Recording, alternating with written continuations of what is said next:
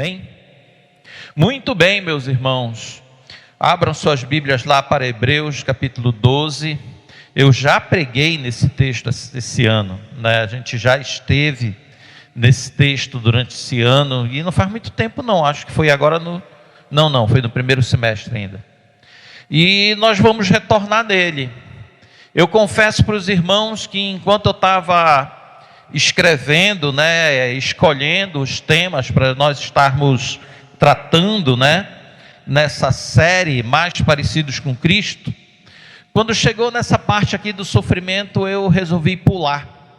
Eu não sei porquê, mas eu fiquei com o coração assim, duvidoso de pregar nesse tema. E eu fiquei assim, com esse sermão encaixotado lá. E hoje, nessa semana, resolvi tirar ele da gaveta, né? Mais parecidos com Cristo, mais perseverantes em meio ao sofrimento. Nosso tempo, que nós acabamos descobrindo várias outras formas de sofrimento, não só os sofrimentos emocionais que a gente já vinha lidando, né, durante milênios de evolução humana. Nós acabamos descobrindo outras formas, né, de sofrimento no nosso tempo, além dos sofrimentos que já são corriqueiros, né, na nossa vida. Mas eu não vou entrar nessa temática e sair dissecando isso é sofrimento, isso, aquilo, outro. Eu quero dar uma olhada no geral, e que a gente possa hoje à noite sair inspirados aqui a suportar as provações com fé, olhando para Cristo, para que a gente possa, no final desse sermão, a gente poder, em tempos de dor, seguir firmes, porque Cristo é a nossa referência, porque nós também temos que ser mais parecidos com Cristo no sofrimento. Amém? Hebreus capítulo 12, versículo 1 ao 3, e em seguida nós vamos para 1 Pedro capítulo 2, versículo 21. Vamos lá? Hebreus capítulo 12, do versículo 1 até o 3. Já, Luan? Pronto. Opa, agora. Tá ok. Então os irmãos que estão com a sua Bíblia aberta, ou então estão com o seu aplicativo, também pode acompanhar aí na tela a leitura. Diz assim: portanto, uma vez que estamos rodeados de tão grande multidão de testemunhas, livremo-nos de todo o peso que nos torna vagarosos e do pecado que nos atrapalha, e corramos com perseverança a corrida que foi posta diante de nós. Mantenhamos o olhar firmes em Jesus, o líder e aperfeiçoador de nossa fé. Por causa da alegria que o esperava, ele suportou a cruz, sem se importar com a vergonha. Agora ele está sentado no lugar de honra, à direita do trono de Deus. Perseverem em toda a hostilidade que ele suportou dos Pensem em toda a hostilidade que ele suportou dos pecadores. Desse modo vocês não ficarão cansados, nem desanimados. Agora 1 Pedro capítulo 2, versículo 21.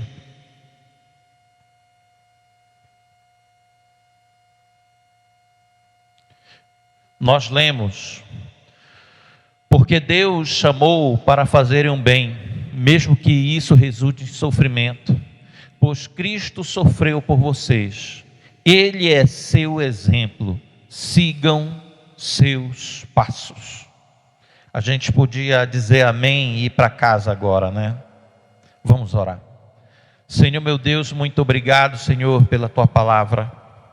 Me ajuda, Senhor, por meio do Deus Espírito Santo, para que nós possamos estar falando a tua palavra nessa noite, e que assim a tua palavra encontre solo fértil, e que nós possamos escavar um pouco mais no nosso alicerce e sair daqui mais arraigados e alicerçados no teu amor. É o que nós te pedimos, em nome de Jesus. Amém. Queridos irmãos, a Bíblia ela não romantiza a vida humana. A Bíblia não esconde as sombras que cercam a nossa existência. Pelo contrário, a Bíblia expõe cada uma delas, revela a nós cada uma dessas condições com palavras cruas, diretas, e até mesmo usando termos duros para descrever nossa passagem nesse mundo. Esse mundo muitas vezes na Escritura é chamada de região da sombra da morte, vale da sombra da morte. No Salmo onde nós falamos, o Senhor é meu pastor e nada me faltará, o mesmo que diz que o Senhor é meu pastor, ele também diz ainda que eu ande num vale de sombra da morte, não temerei mal nenhum. Onde o medo acompanha e chama até mesmo esse mundo de vale de lágrimas, onde a dor é uma presença constante, e descreve o caminho de Deus nesse mundo como andar no deserto, onde falta o conforto, falta a sombra, e o silêncio é aterrador. Ele chama também esse mundo de trevas, escuridão, e muitas vezes, meus irmãos, essas condições estão dentro do coração de cada ser humano. Eu lembro uma vez, eu tive contato com essa fábula há uns bons anos atrás, onde um discípulo chegava com seu mestre e perguntava: mestre, o que é o inferno? E aquele mestre olhou ali para o seu discípulo e ele falava: como é que eu poderia descrever para você o que é o inferno? Você, criatura tão ignorante, um ser tão baixo e falto de sabedoria como você. E começou a xingar aquele jovem, e aquele jovem ficou transtornado e se levantou para querer agredir aquele homem. E ele levantou o dedo e disse: isso é o inferno.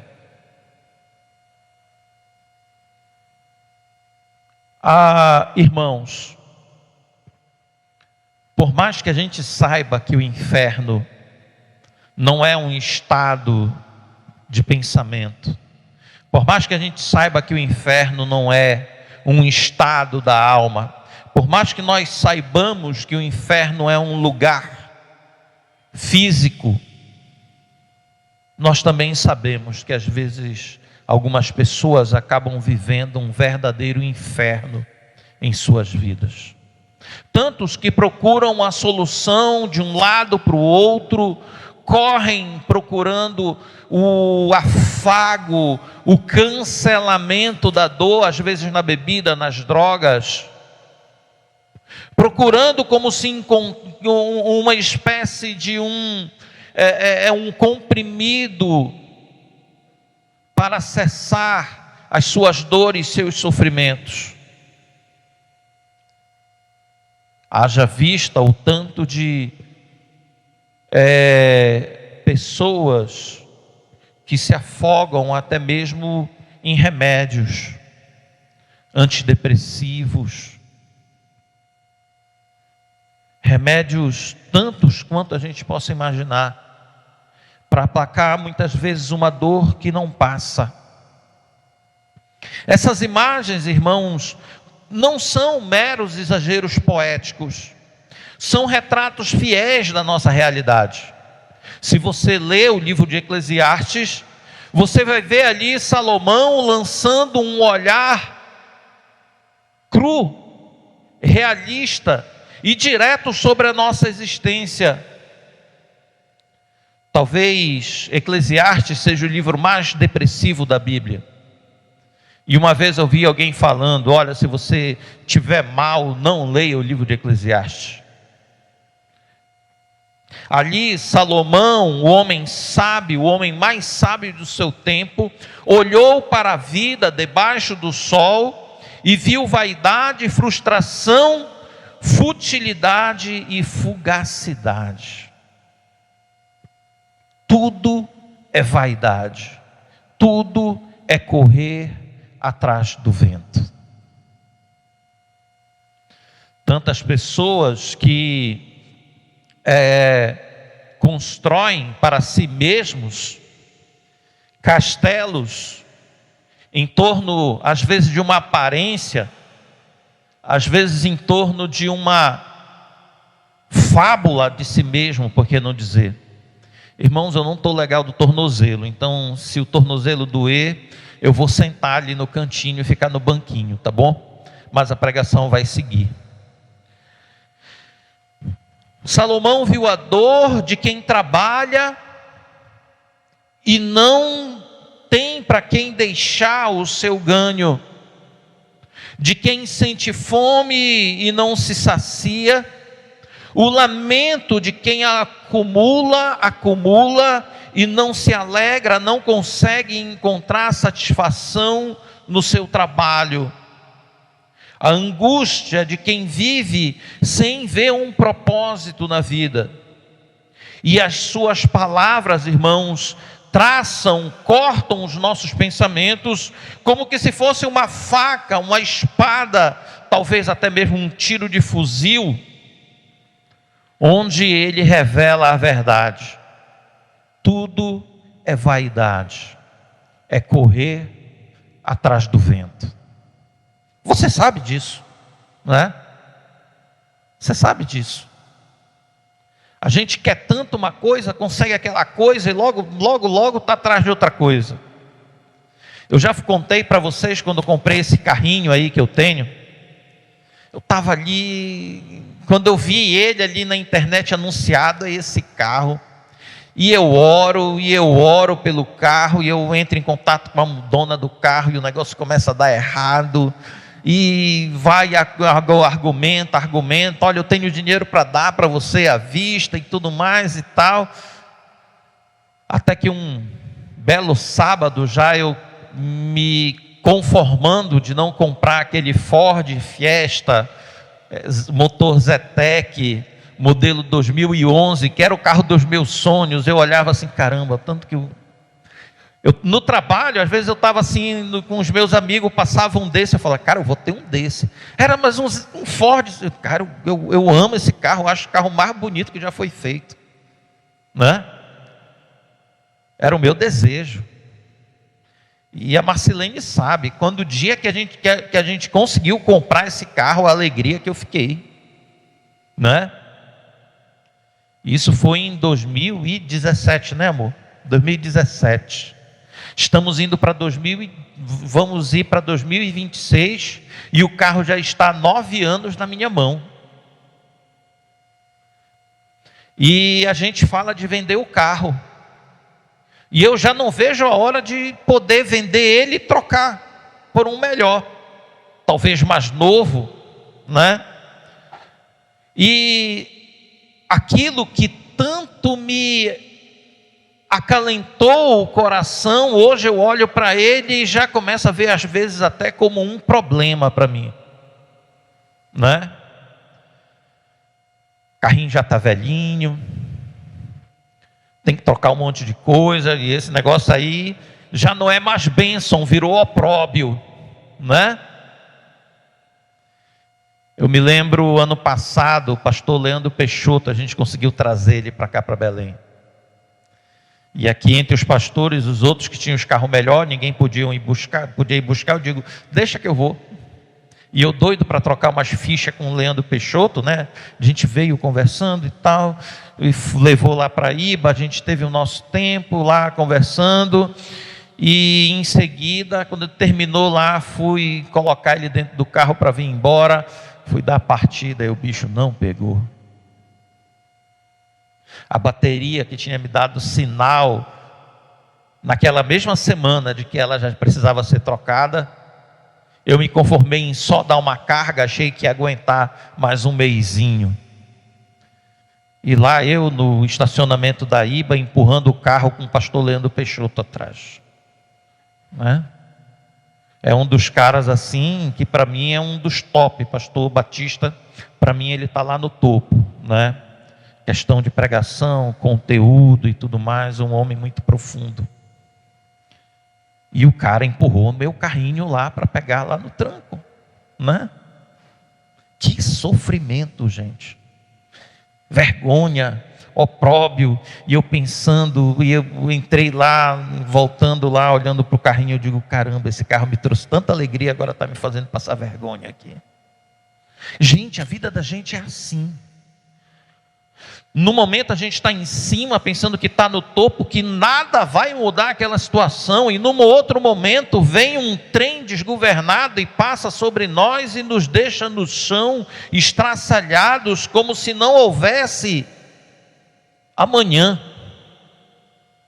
Então a gente só pensa em como é que essa dor vai passar. Mas aqui nós encontramos um ponto de virada. Aqui nós encontramos o ponto de equilíbrio na nossa vida, em meio ao sofrimento que nós experimentamos constantemente. A palavra de Deus não termina em Eclesiastes. O Cordeiro veio, sofreu em nosso lugar, derramou o seu sangue, pagou as nossas dívidas. E agora nós temos um objetivo maior para a nossa existência. Nós não estamos correndo atrás do vento como Salomão sentenciou no livro de Eclesiastes. Nós não estamos mais vivendo ao sabor das intempéries da nossa realidade, como que se nós estivéssemos no meio de uma baía, no meio do mar, e as águas nos jogando para um lado e para o outro. Não.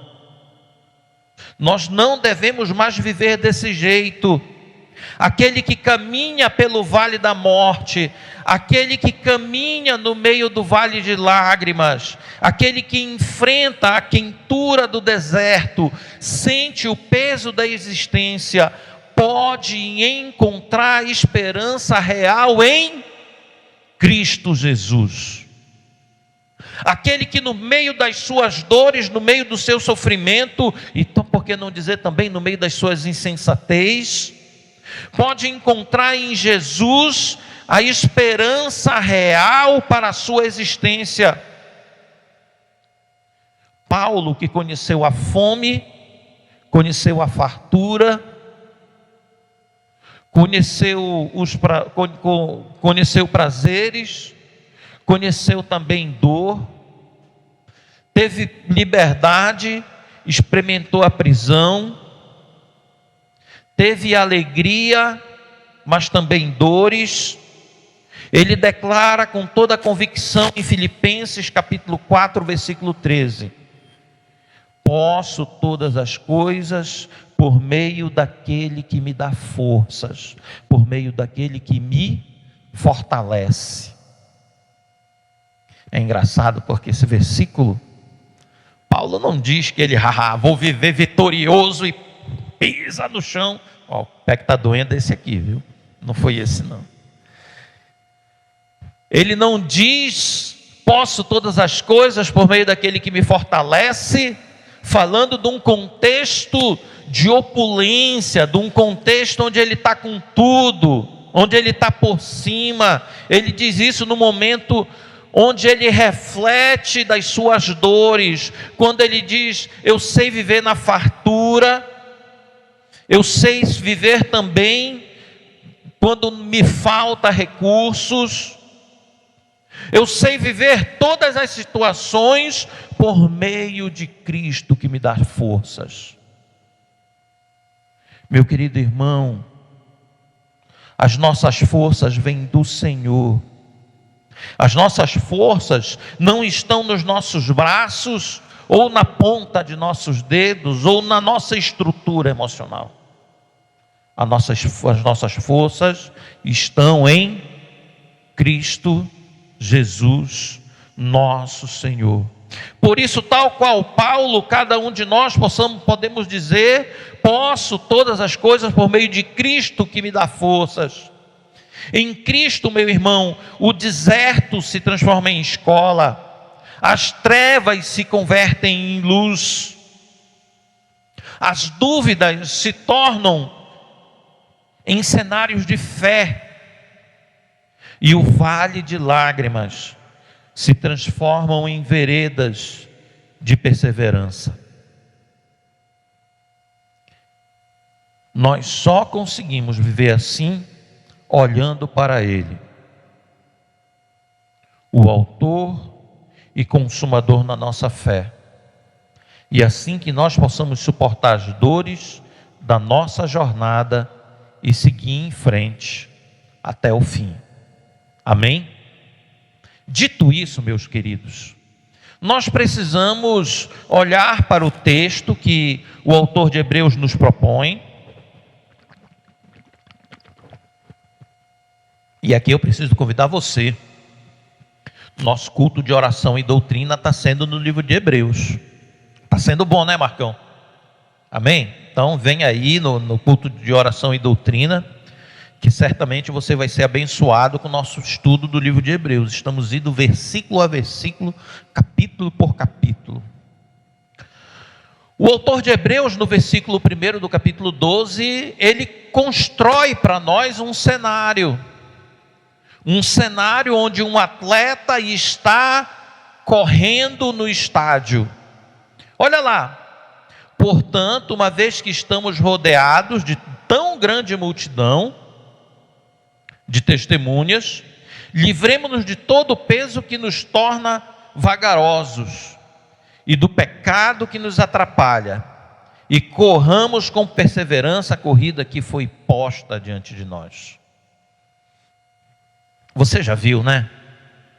Aquelas provas lá das Olimpíadas, 100 metros rasos. Já viu isso, né? Vocês já viram um cara correndo 100 metros rasos, usando uma calça jeans e um blazer e um sapato bico fino, cavalo branco? Lembra desse sapato, Marco? Cavalo branco, sapato de couro, bico assim, aquele bico de matar barata no canto, né? Qual é a roupa que um atleta usa, né? Um short, uma camiseta, um tênis, a coisa mais leve que ele puder. Você olhar os nadadores procuram algo que não gere atrito com a água, tanto que os nadadores até se depilam, né? Para que os pelos não atrapalhem na hidrodinâmica. Você olhar os ciclistas, aqueles que estão lá no velódromo, né? Aquelas roupas tudo colado, né? Eu já andei muito assim, gente, já fui ciclista, né? Ia para a estrada todo coladinho, ia lá para o mosqueiro, né? Para não empatar o vento, né? Tem algumas fotos assim ainda, depois eu mostro para vocês. Para não empatar o vento, para ter mais aerodinâmica e tudo mais. É essa figura que o autor de Hebreus está trazendo para nós. Ele está trazendo a imagem de um atleta que se desvencilha de uma roupa que atrapalhe ele e vai praticar a sua atividade o mais leve possível. O primeiro caminho para a gente se livrar das dores, meu amado, é a gente procurar se desfazer do nosso pecado, abandonar nossos pecados. No meio dessa grande multidão que o autor de Hebreus coloca ali, se você olhar para o capítulo 11, ele está falando dos heróis da fé. gente que sofreu de várias maneiras. Ele usa essa figura de um atleta que ocorre diante de uma grande multidão, uma corrida onde há milhares de espectadores. E nessa corrida ele está colocando lá Moisés, ele está colocando Ruth, Abraão, Isaac, Raabe, como que se fossem testemunhas do que nós estamos vivendo. Aqueles que já correram antes de nós, aqueles que enfrentaram o mesmo cansaço, as mesmas dores, as mesmas derrotas, as mesmas vitórias, as mesmas quedas, os mesmos medos, as mesmas contusões que nós. Mas eles mantiveram e terminaram a sua prova, conservando a fé, e testemunharam que é possível chegar ao fim de todos os nossos sofrimentos, olhando para Cristo. O autor de Hebreus, ele nos convida a caminhar nessas mesmas marcas, a olhar para a fé que teve Abraão, a olhar para a fé que teve Raabe. Gente, eu acho Raabe incrível, aquela mulher. Chegar no céu, eu tenho que bater um papo com ela. Ela estava na cidade mais fortificada daquela região. Ela estava no lugar mais seguro que ela podia imaginar. Mas ela creu. Ela podia olhar para aquela muralha: para quem é que vai derrubar essa muralha aqui?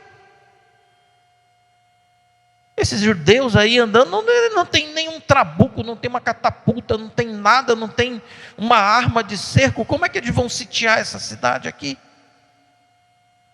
Mas ela creu, ao ponto dela desafiar até mesmo o poder estabelecido ali dentro, escondendo os espiões de Israel no terraço de sua casa, colocando-se em risco, não só ela, mas também a sua família, confiando em Deus que iria poupar ela e sua família daquele mal, do fim daquela cidade de Jericó que estava próximo. O autor fala sobre livrar-se de todo o peso e de todo o pecado. Se livrar das coisas que nos prendem. Pensa aí, irmão, o que é que está lhe atrapalhando? O que é que está atrapalhando a sua caminhada com Cristo? Deixa eu dizer um negócio para vocês aqui, rapidinho. Sentar aqui no banquinho para dar um alívio no tornozelo um pouquinho. Sabe uma coisa, irmão? Algumas pessoas, elas se alimentam do seu sofrimento. Algumas pessoas transformam suas dores na razão de suas vidas. Algumas pessoas, meus amados, estão diante dos seus sofrimentos e não conseguem olhar para nada. Acham que aquilo ali define a existência deles. Mas, se nós queremos ser mais parecidos com Cristo, lembramos do exemplo que Cristo mesmo nos deu.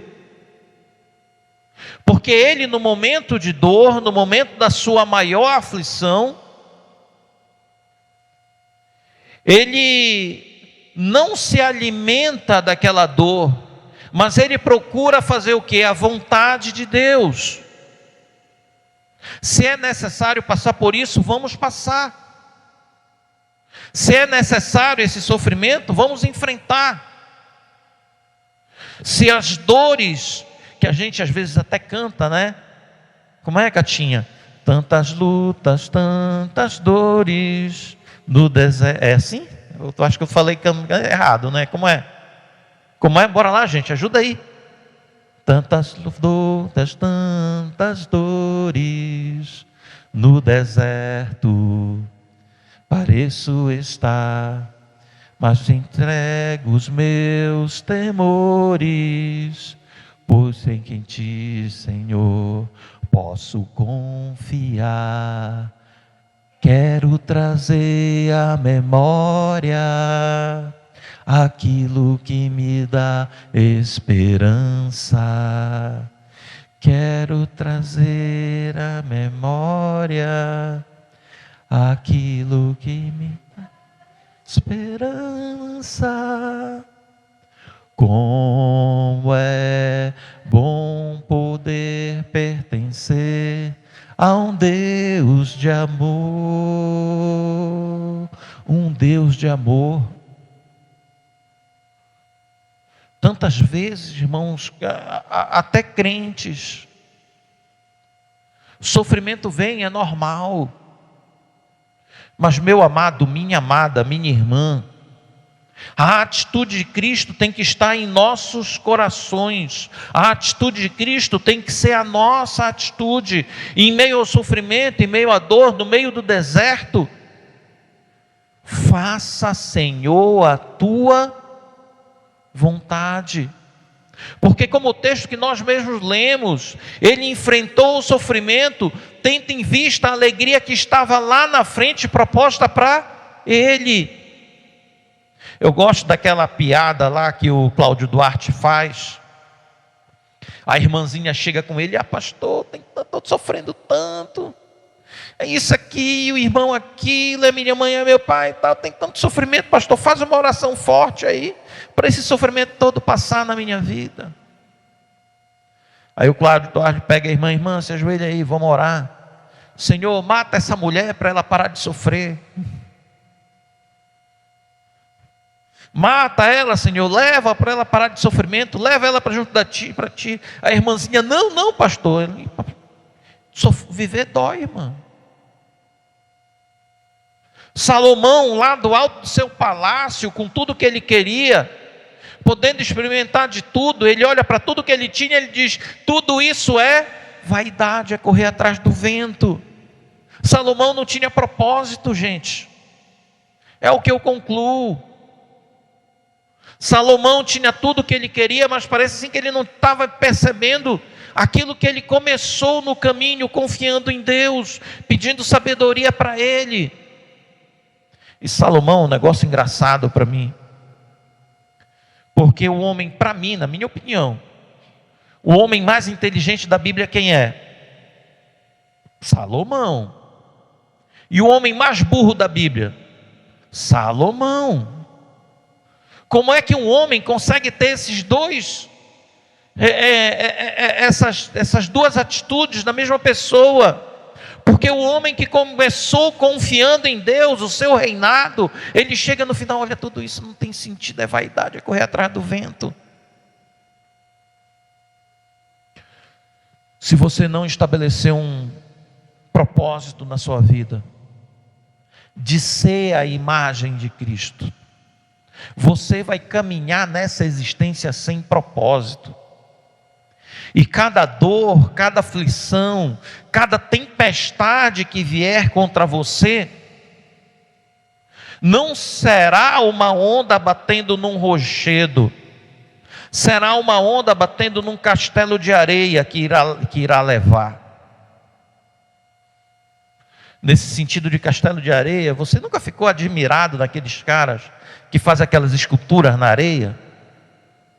Eu vi um dia desse um cara que fez lá o Taj Mahal de areia. Bate um vento, vem uma chuva, a maré sobe, tudo aquilo vai por água.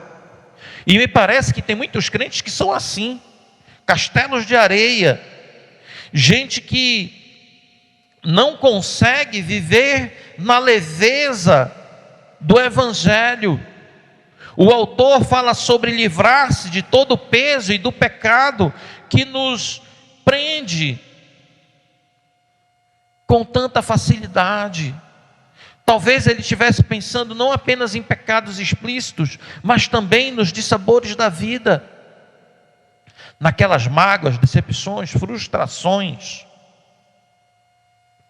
que a gente vai guardando. Você sabe quantas mágoas a gente vai acumulando aí na nossa caminhada? Gente que nos decepcionou, gente que nos fez mal. Quantas pessoas passaram pela nossa vida, nos feriram. Às vezes nem feriram a nós, feriram a gente que a gente ama. E a gente vive carregando uma mágoa dentro do coração. E no momento que a gente está tudo bem, aquela pessoa aparece na nossa frente. Tudo muda, foi para a água para o vinho.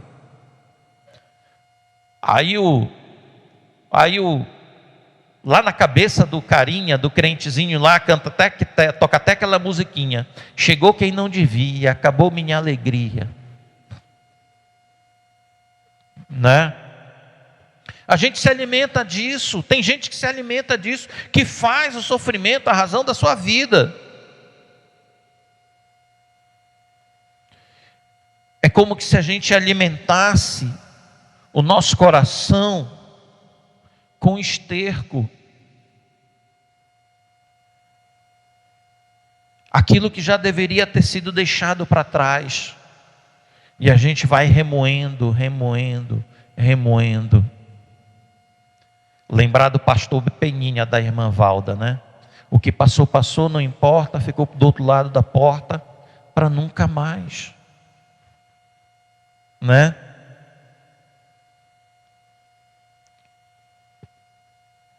O apóstolo Paulo, ele fala Pedro, ele nos convida a lançar sobre ele todas as nossas ansiedades. Lancem sobre ele todas as suas ansiedades, porque ele cuida de vocês. Se não der para lembrar o versículo, lembra da música do Logos. Lancemos sobre Deus a nossa ansiedade, pois Ele tem cuidado de nós. Às vezes a gente tem que cantar para a pregação fixar, né? Opa!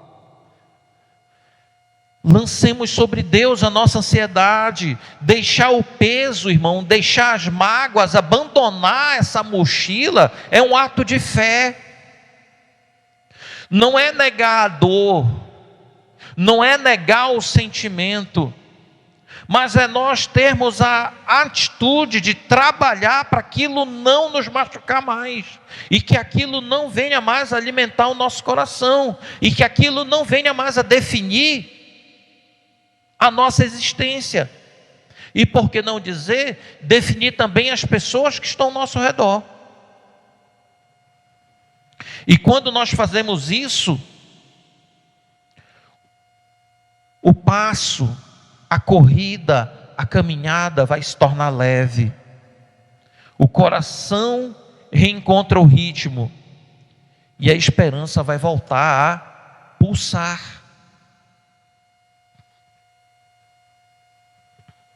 Porque nós temos um alvo, porque nós temos um caminho, porque nós temos uma meta, e essa meta é Jesus Cristo. No versículo 2 e 3 de Hebreus 12, ele fala: mantenha o olhar firme em Jesus, o líder e aperfeiçoador de nossa fé.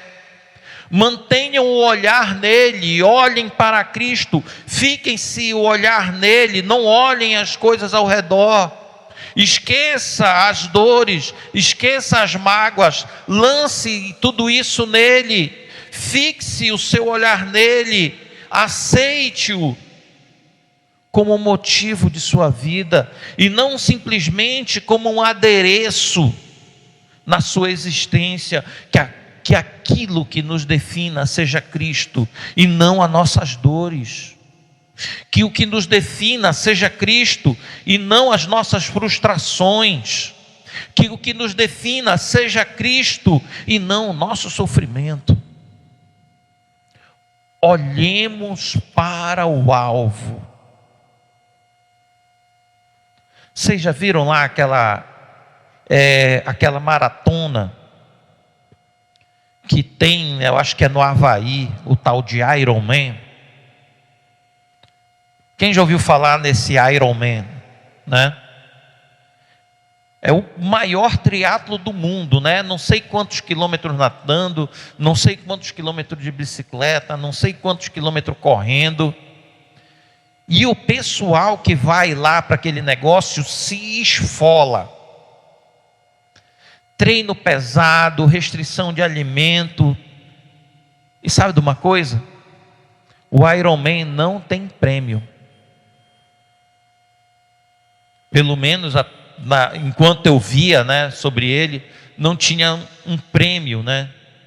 O prêmio era concluir aquela prova. Gente, pensa, cada atleta daquele corre, treinou, se esforçou, se aplicou durante quantos anos para aquele momento ele se submeter a mais sofrimento, correndo, nadando. Eu me lembro que o último que eu vi, um dos atletas era um brasileiro, ele estragou 2 tênis naquela corrida, e chegou lá com o pé quase, no final, com o pé quase em carne viva. Eu me lembro do repórter perguntando para ele: valeu a pena? Ele: valeu a pena cada minuto de dor que eu passei. E porque parece que às vezes que tem crente que diante do sofrimento, diante das dores, a primeira coisa que ele abandona é Cristo. Da mesma forma, meu irmão, o cristão corre com uma meta diante dos olhos de todos.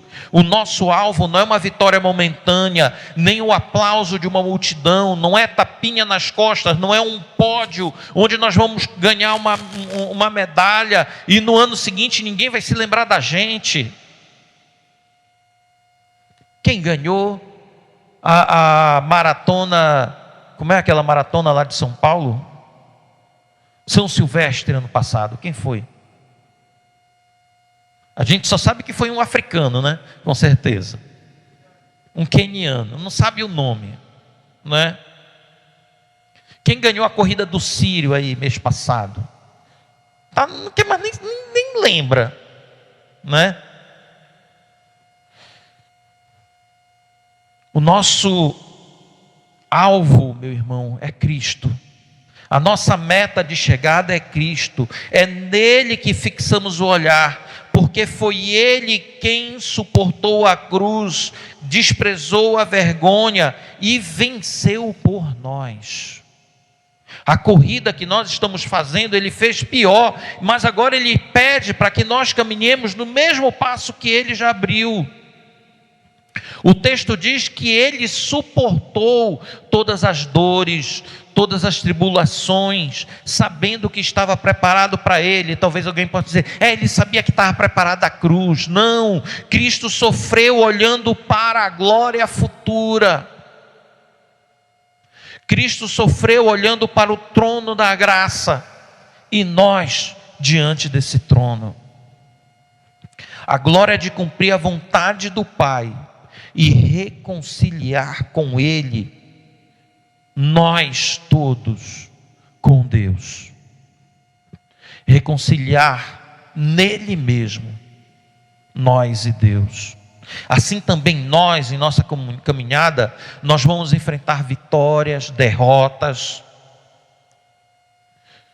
frustrações, incertezas, dúvidas, mas precisamos nos lembrar, meu irmão, o nosso alvo é Cristo, o nosso alvo é certo, o nosso alvo é inerrante. Nós não somos como flechas lançadas ao léu, somos flechas que irão encontrar o alvo. O nosso alvo é Cristo. Cristo é o nosso modelo, Cristo é a nossa meta. Cada dor, cada frustração, cada aparente perda é um instrumento do processo de aperfeiçoamento que Deus realiza em nós. Abra lá a Bíblia comigo em Romanos capítulo 5, versículo 3 e 5.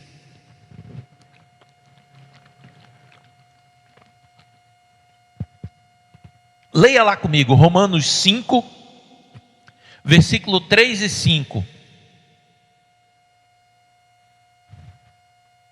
Amém? Já acharam? Amém? Achamos juntos? Vamos lá. Também nós nos alegramos ao enfrentar dificuldades e provações, pois sabemos que elas produzem perseverança, e a perseverança produz caráter aprovado, e o caráter esperança. Essa esperança não nos decepcionará, pois foi derramado o amor de Deus em nosso coração por meio do Espírito Santo que Ele nos deu. Cada tribulação, cada dor, cada frustração que você passou, meu irmão, como Paulo vai falar ainda aos Romanos, que Deus faz que todas essas coisas cooperem para o nosso bem. Não se trata, meu irmão, de autocomiseração, não é um estranho desejo por sofrimento, não. Trata-se de nós entendermos que Deus governa até o que nos fere. E Ele tem poder para pegar tudo isso e transformar em bem em nossas vidas. Ele tem poder para transformar o mal em bem e fazer que isso forme o caráter de Cristo em nós. Trata-se de entender a soberania de Deus, trata-se de compreender o amor que Ele tem por nós, porque mesmo nas nossas dificuldades Ele tem poder para transformar cada tempestade num céu azul. Ele tem poder para transformar cada desastre em um castelo, e que em suas mãos está até o mal, que Ele faz com que se transforme em bem. Quando nós olhamos firmemente para Cristo, o autor e consumador da nossa fé, o peso da caminhada tem que se desfazer, e o alvo se torna mais vivo à nossa frente. O alvo se torna mais vultoso diante de nós. Pedro vai dizer Pedro vai dizer agora no capítulo 2, o texto que a gente leu, 1 Pedro 2:21. Pois Deus nos chamou para fazermos o bem, mesmo que isso resulte em sofrimento. Assim como Cristo sofreu por vocês, Ele é seu exemplo e vocês devem seguir os seus passos. Se o autor de Hebreus nos coloca dentro desse estádio, agora Pedro vai dizer quem é o nosso exemplo, Pedro vai dizer quem é a nossa meta. Aqui está, meu irmão, a essência da vida cristã. É ser mais parecido com Cristo. É esse o nosso objetivo. Enquanto eu estive estudando isso, eu percebi uma coisa: às vezes a gente quer resumir o Evangelho à salvação. Meu irmão, salvação é consequência da vida que temos em Cristo. Ser mais parecido com Cristo implica em salvação, e eu não estou falando em salvação por obras, não estou falando disso. Os irmãos me conhecem, sabem muito bem da minha teologia, né? Não acredito em salvação por obras, não acredito em salvação por méritos humanos, somente pela obra de Cristo, salvação por meio da fé. Mas uma vez que o Espírito Santo habita em nós, uma vez que o Espírito Santo faz morada em nós, O trabalho dentro de nós é nos tornarmos mais parecidos com Ele, é formar em nós o caráter de Cristo, a aparência de Cristo. Esse é o nosso caminho. Cristo, como Paulo vai falar ainda em Romanos 8, Ele é o primogênito entre muitos irmãos. Ser mais parecido com Cristo não é apenas agir como Ele agiu, mas pensar, agir e amar, existir como Ele existiu enquanto homem nesse mundo. É viver de modo que em meio à dor, o mundo ainda possa enxergar em nós a pessoa dele. Você já viu isso? Quando um crente é elogiado pela sua conduta, pela sua ética, você já viu isso? Não, fulano ali, aquele ali é crente. Tem muito crente meio tigela, mas o fulano, vocês já viram isso? Quando eu trabalhava na empresa, tinha um amigo lá que todo mundo respeitava ele, por causa da ética dele. E uma vez eu vi ele levando uma esculhambação homérica do patrão. Sabe aquela esculhambação assim que, se fosse comigo, eu pedia para ir embora? Aí ele saiu de dentro do escritório, e eu estava lá dentro, morrendo de vergonha no lugar dele. Olhou para o chefe, dá licença, fechou a porta. O chefe olhou para mim e disse: esse cara é crente. Esse cara é crente. Nesse cara eu confio. Mas o que deu vontade de perguntar: rapaz, essa esculhambação que tu deu nele agora? Eu fiquei calado, porque vai que se ele vira para o meu lado e dá uma esculhambação também.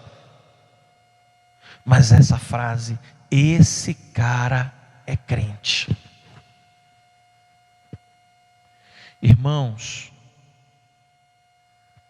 ser mais parecido com Cristo implica nisso, de nós darmos testemunho concreto para as pessoas ao nosso redor, de que o nosso ser foi transformado. E agora, no meio das nossas aflições, no meio das nossas dores, no meio das nossas incertezas, nós temos confiança nele, de que todas as coisas cooperam para o bem daquele que ama a Deus. E agora eu, confiado nesse Senhor, nesse Jesus, posso caminhar por fé. Caminhar não por aparências, mas confiar nele toda a minha existência. Cristo apenas não suportou a dor, Ele transformou o sofrimento em redenção. Esse é o caminho que nós somos convidados a andar. Seguir os passos de Cristo significa aprender a ser como Ele é e buscar isso para a nossa existência. E perseverar nesse caminho. E assim o nosso olhar para os nossos sofrimentos serão mudados. Aí a gente vai poder cantar: cada vez que a minha fé é provada, crescer um pouco mais. Às vezes a gente não para pensar, né? A gente acha bonitinha a canção, né? Por montanhas e vales que atravesso me levam para perto de ti. Minhas provações não são maiores que o meu Deus, e não vão me impedir de caminhar. Se diante de mim não se abrir o mar, Deus vai me fazer andar por sobre as águas, rompendo em fé, meu irmão. Minha vida se revestirá do teu poder, rompendo em fé. Até arrepiei agora. Ousadia, não para.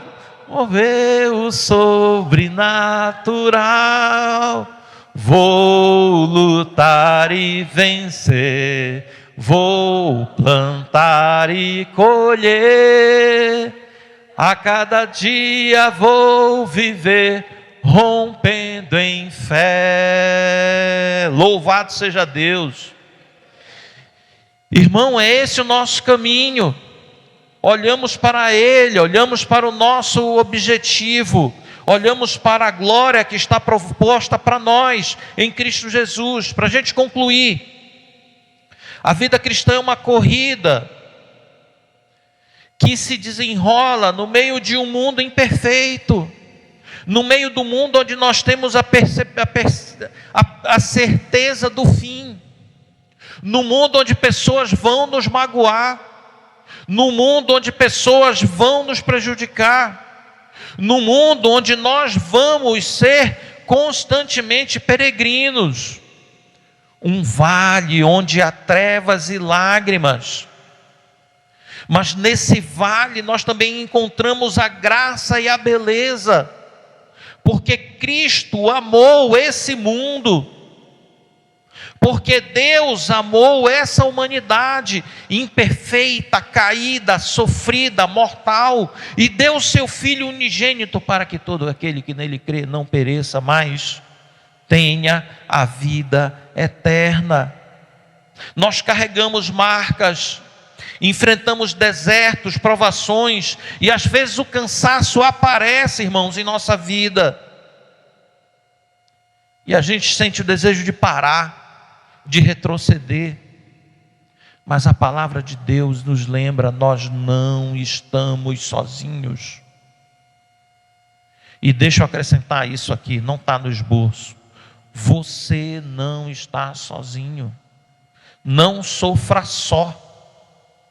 Não é? Uma frase bonita para a gente colocar no lugar, na IBC, a vida é o Evangelho, a gente pode trocar e colocar lá: pare de sofrer sozinho, venha sofrer com a gente. Porque a gente é corpo de Cristo, se um membro sofre, todos sofrem. O problema é que parece que a igreja não aprendeu isso ainda. Muitos de nós não aprendemos ainda a viver como corpo. Como que se a gente pudesse seccionar o corpo de Cristo de alguma forma. Atrás de nós, meus irmãos, estão os heróis da fé, que caminharam por fé nesse mundo. E à nossa frente está o reino de Cristo, o reino de luz.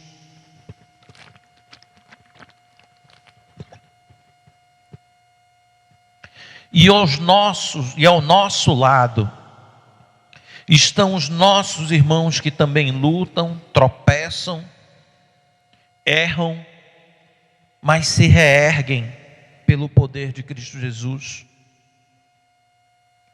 Mas à nossa frente está Cristo, nosso alvo, o nosso exemplo, nossa força.